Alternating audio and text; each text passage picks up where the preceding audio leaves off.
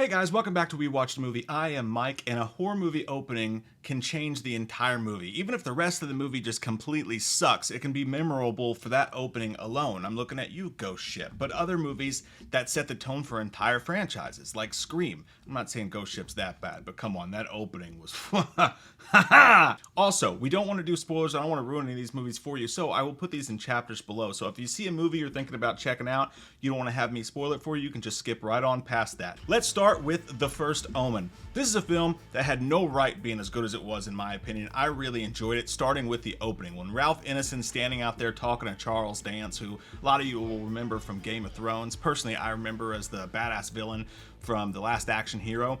But you just know something bad's going to happen based on what we saw happen when people are standing around churches in the original Omen. This glass shatters, and you're watching to see where it lands, and you think maybe you see something go in the back of his brain. And you can tell on the other dude's face, something just went in the back of that dude's brain. He's like, "Are you okay?" And he's like, "I'm fine." And then he smiles, and you can see the blood in his teeth.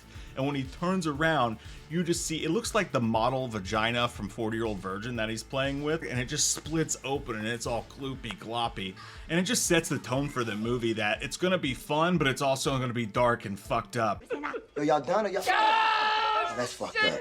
Oh, that's fucked up. Next up, we have a movie called Mads, which I feel like a lot of people may not have seen. It's a foreign horror film. It starts out, this dude's doing cocaine with his buddy, and he's just railing lines. He goes to leave, and it's the setting, really. It's the perfect summer day. Like, the sun's just about to go down. This dude's high as shit on cocaine. He's doing karate kicks. He's going to pick up his girlfriend.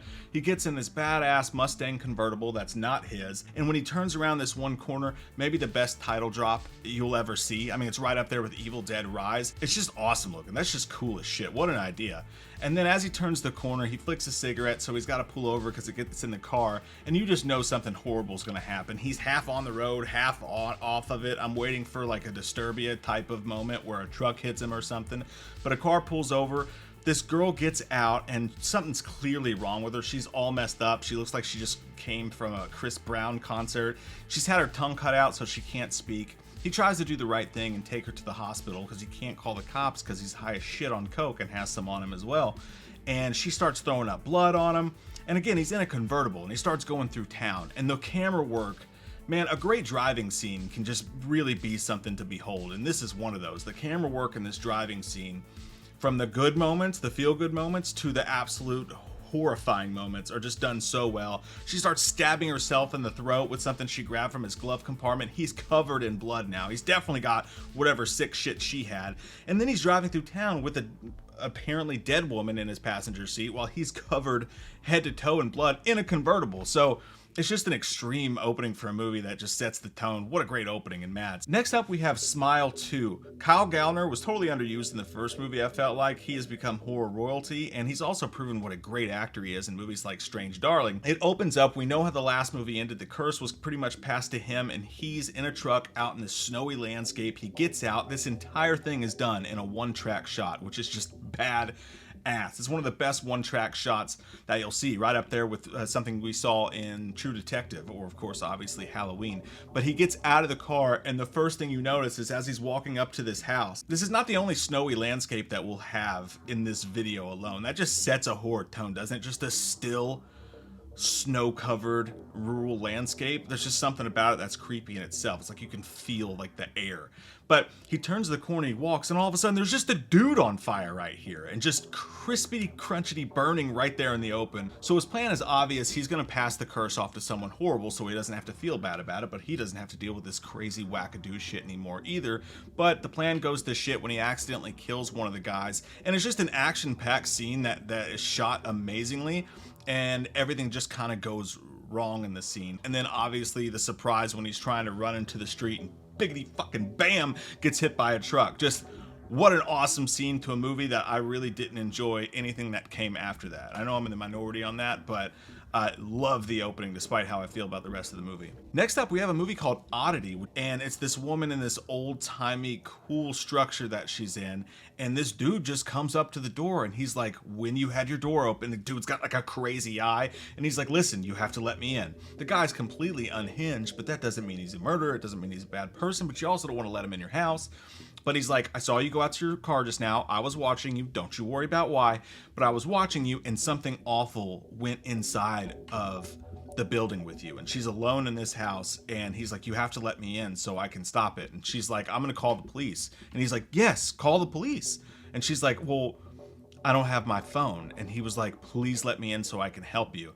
And it's just a tense moment because she's alone there, this big scary dude on the outside. She can start to hear stuff going on behind her in the house. Is something in the house? I don't know. Do I let this guy in to help me, or do I stay trapped inside with this awful thing because I'm being judgmental about the dude with the weird eye? I don't know. You need to know what happens after watching that. Awesome scene. Nosferatu is my next one.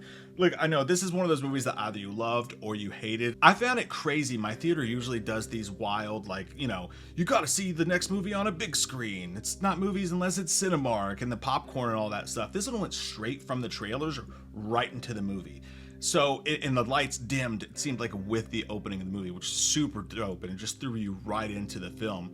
And the way that they basically show her calling out into the night for something looks like she's just having, you know, a seizure, but it also looks like she's being fucked to death. So it's a wild scene that just throws you right off immediately as soon as the movie starts, especially for a movie that you almost don't know what to expect. Is there going to be a lot of events that take place in this movie, or is it going to be like The Witch where things are just so slowly drawn out? For them to just jump right in like this was like, okay, I've got my fuck pants on. Next up, Longlegs. Now this movie, dude, and by the way, Jay and I are getting ready to film. He's never seen it before. Tonight, actually, we are recording a full commentary for it. It's going to be his first time reaction. So if you want to check that out, it's in its entirety, it'll be on the Patreon, for which there's a link down below. And we'll also have a video of the highlights from it as well. We just did Terrifier 3 as well, doing the same thing. That's also on our Patreon, so check that out if you feel obliged to. The opening to this movie was so good, and it's like not a lot of stuff even happened, but it's the mood, it's the atmosphere of it all.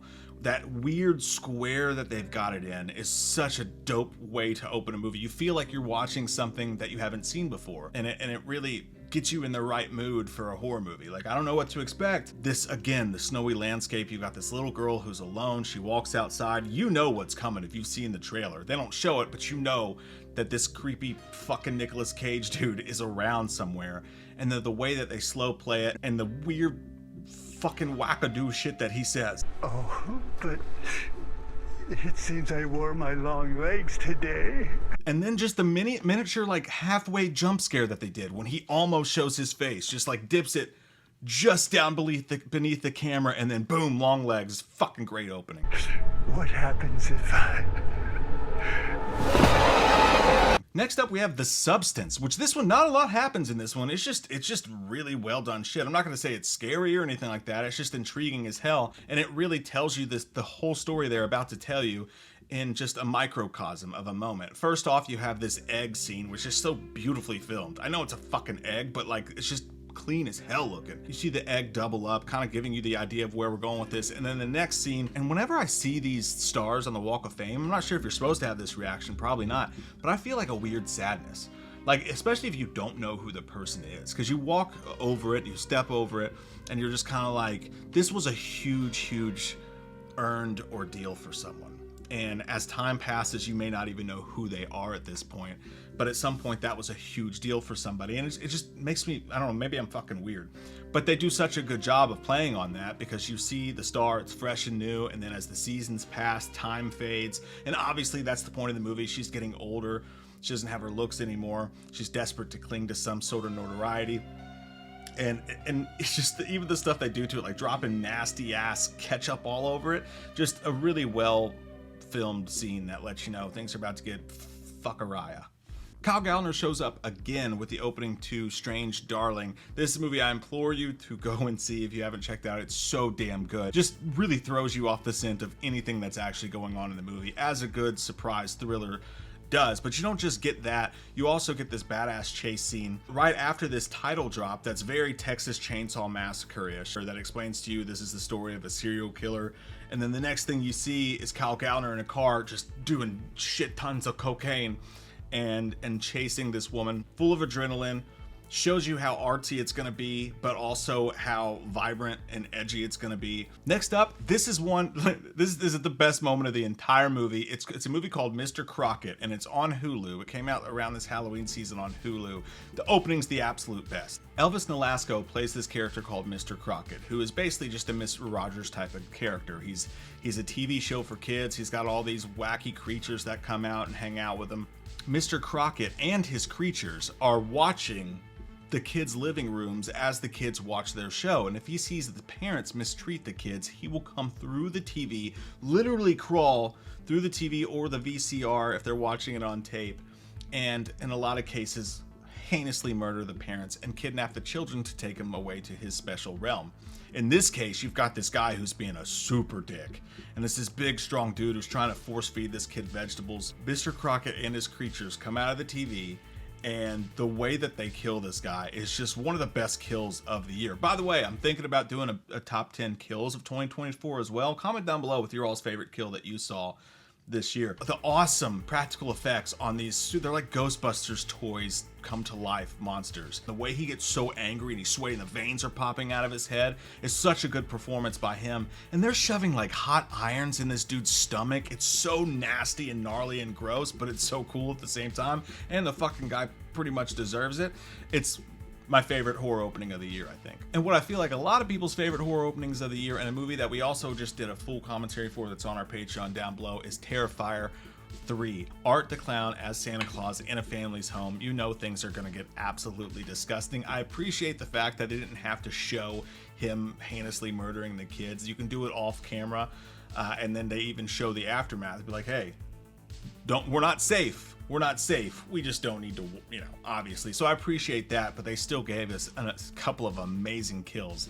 Dude taking the axe to the face, and then the mom just getting awfully dismembered. Just awesome. And then Art eating the cookies and laughing just lets you know right off the bat how fucked up Art is. But it's also a really serious and mean scene that really sets the tone once again for the entire movie. Like, don't get too comfortable with this funny ass clown, because he's gonna do some shit you're not gonna fucking like, and I appreciated that. And one more, I know I said 10, but one more, a movie called Infested, technically came out in 2023, but only got released for most of us here in the United States in 2024 with Shudder. This is a spider movie, and it's just excellently filmed. It's by the dude who's doing the new Evil Dead movie, by the way, Evil Dead Burn. And this scene lets me know right away that we're in great hands. You see these dudes looking for these spiders, driving through the desert, and they overturn a rock where they know that these spiders are. And they're not even the world's biggest spiders or anything like that, but the way that they're filmed and how quick they move, they come out and jump on the dude, and these guys have to literally take these giant machetes and hack the guy up as they capture the spider, because he's fucked. Because we don't know anything about these spiders, but we just know they must be extremely deadly, because they're out here searching for them to eradicate them. And the one dude just getting bit by one means that they had to hack their buddy up. And just the music and the intense way that they shoot this whole thing, fucking awesome. So I know that we're in good hands with Evil Dead Burn, and I know that I'm in good hands with you guys clicking like on this video, because it helps and I appreciate it. And also, if you want more videos like the top 10 kills of 2024 and all the year-end coverage that we've had these past few months, including all the updates on your favorite horror franchises and more, make sure you click that subscribe button and the bell so that you're notified when we do these videos, because YouTube likes to hide us up their butt crack. I love your all's fucking faces. Thanks for watching this video, and I hope you have a great day. What are you gonna do on October 31st? What are you gonna do on October 31st? Here comes that white-faced fucker, an asshole like no other. He's a big old piece of shit. Wants to stab your sister's tits cause he's a white-faced fucker. Loomis can't recover. Dr. Challenge drunk again, sleeping with your sister's friends.